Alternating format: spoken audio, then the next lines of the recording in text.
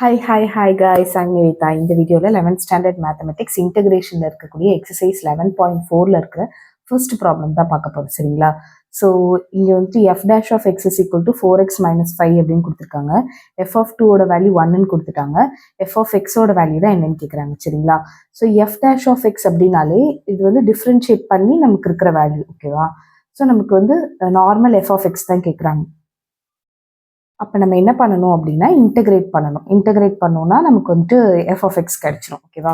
ரொம்ப சிம்பிளான ப்ராப்ளம் தான். எப்படி சால்வ் பண்ணுறது அப்படின்னு பார்க்கலாம். ஸோ ஃபஸ்ட்டு நமக்கு இது மாதிரி கொடுத்துருக்காங்களா, நம்ம என்ன பண்ண போகிறோம் அப்படின்னா இந்த இடத்துல integral over f dash of x அப்படின்னு எழுதுறேன். ஸோ 4x மைனஸ் 5 அப்படிங்கிறத நான் வந்து இன்டகிரேட் பண்ணணும். ஓகே, ஸோ நான் ஸ்டெப் பை ஸ்டெப்பாக போடுறேன். நீங்கள் வந்துட்டு எக்ஸாம் ஹாலில் உங்களுக்கு லைக் இதை வந்து பார்த்துக்கோங்க, புரிஞ்சுக்கோங்க. உங்களால் எவ்வளோ சிம்பிளிஃபைடாக போட முடியுமோ அவ்வளோ போடலாம். லைக் நான் குட்டி குட்டி ஸ்டெப்ஸ் போடுறது எல்லாத்தையும் போடணும் அப்படின்ற அவசியம் இல்லை. So integral over 4x dx minus integral over 5 dx. Okay, அடுத்தது கான்ஸ்டன்ட்டை வெளியில் எடுத்துகிட்டு வந்துடலாம். ஓகே, நம்ம லாஸ்ட் எக்ஸசைஸ் ஃபுல்லாக அப்படி தான் பார்த்தோம். அதுக்கப்புறம் எக்ஸ்ன்னு இருக்குன்னா X power n formula use பண்ணும். எக்ஸ் பவர் என் இன்டகிரேட் பண்ணிங்கன்னா எக்ஸ் பவர் n + 1/n + 1 அப்படின்னு வரும் ஃபார்முலா. ஸோ அதுபடி போடும்போது equal to 4 × X power 1 + 1. Okay, so 1 + 1 போட்டு டிவைடட் பை 1 + 1 வரும். மைனஸ் 5 × இன்டகிரலும் டிஃப்ரென்ஷியேஷனும் கேன்சல் ஆகி வெறும் எக்ஸ் மட்டும் வரும், ப்ளஸ் சின்னு வந்திருக்கும். So next step 4 × x² divided by 2 minus 5x + c. So 2 times 1 times.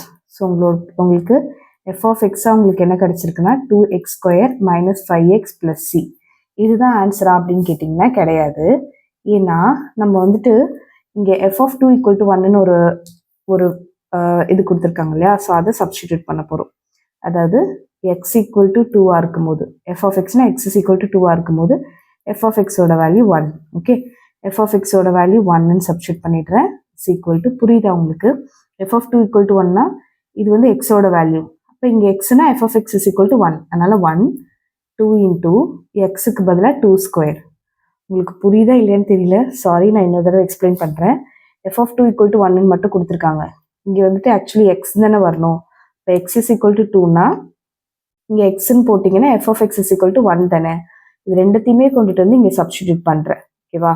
5 × எக்ஸ்க்கு பதிலாக 2 + c. எதுக்காகனா இந்த சியோட வேல்யூ கண்டுபிடிக்கிறதுக்கு தான். 2 × 2² வேல்யூ 4 மைனஸ் 10 + c.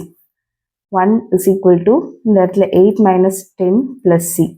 8 மைனஸ் 10ஓட வேல்யூ -2 + c. -2 அந்த சைடு கொண்டு வந்துட்டிங்கன்னா 1 + 2 = c. அப்போ 3 = cன்னு வரும். ஸோ இதை கொண்டுட்டு போய் என்ன பண்ணோம் அப்படின்னா நம்ம எஃப் ஆஃப் எக்ஸ்ன்னு கண்டுபிடிச்சி வச்சுருக்கோம்ல, அதில் சப்ஸ்டிடியூட் பண்ணோம். ஸோ நமக்கான ஆன்சர் வந்தாச்சு. என்ன answer? F of x = 2x² minus 5x + 3 அப்படிங்கிறது தான் நம்மளோட answer. Okay, thank you so much for வாட்சிங். இந்த வீடியோ பிடிச்சா மறக்காம ஒரு லைக் பண்ணுங்கள், ஷேர் பண்ணுங்கள், சப்ஸ்கிரைப் டு மை சேனல். ஏதாவது கமெண்ட்ஸ் இருந்தால் கமெண்ட்ஸ் லீவ் பண்ணுங்கள். உங்களோட ஒவ்வொரு கமெண்ட்டுமே எனக்கு ரொம்ப ரொம்ப முக்கியம். தேங்க்யூ ஸோ மச் ஃபார் வாட்சிங்.